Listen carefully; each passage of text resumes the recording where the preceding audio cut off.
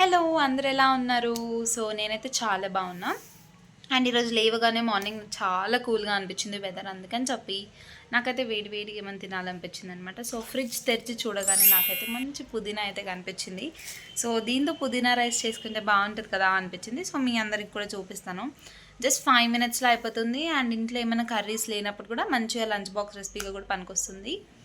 So చాలా టేస్టీగా ఉంటుంది. అండ్ ఫస్ట్ పుదీనా రైస్ చేసుకోవాలంటే చాలా పెద్ద టాస్క్ ఏంటి తెలుసా? ఈ పుదీనా అంతా ఒలవాలి. నాకైతే అసలు ఎంత చిరాకు వస్తుందో. ఎవరైనా ఒలిచి పెడితే మాత్రం మంచిగా చేసేసుకుంటారు చాలా క్విక్గా.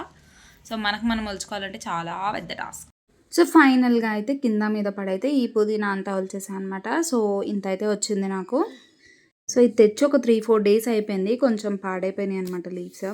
సో బాగున్న వరకు అయితే తీసుకున్నా. సో ఇవైతే పుదీనా లీవ్స్ని మంచిగా వాష్ అయితే చేసుకొని పక్కకు పెట్టుకున్నాను. బికాజ్ దానికి చాలా మట్టి ఉంటుంది.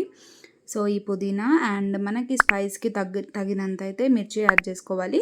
అండ్ కొంచెం జింజర్, ఇవైతే స్మూత్ పేస్ట్ లాగా అయితే చేసేసుకోవాలన్నమాట మనం. సో ఈ పుదీనా రైస్ చేసుకోవాలంటే ఫస్ట్ నెయ్యి ఉండాలి, లేకపోతే అసలు టేస్టే ఉండదు. మంచిగా ఒక టేబుల్ స్పూన్ నెయ్యి అయితే యాడ్ చేసుకున్న తర్వాత ఇవన్నీ ఉంటాయి కదా గరం మసాలావి, బిర్యానీ మసాలాస్. సో ఇవన్నీ యాడ్ చేసుకోవాలి.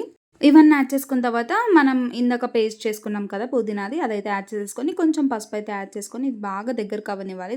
సో ఇంకా మనకు కావాల్సినంత రైస్ అయితే యాడ్ చేసుకోవాలి. అండ్ రైస్ యాడ్ చేసినప్పుడే మనకు కావాల్సినంత సాల్ట్ కూడా యాడ్ చేసుకొని ఇదైతే ఒక 2 minutes సాల్ట్ చేయాలి. అంతే, వేడి వేడి పుదీనా రైస్ అయితే రెడీ అయిపోయింది. సో కర్డ్తో తింటే చాలా బాగుంటుంది. డెఫినెట్లీ ట్రై చేయండి.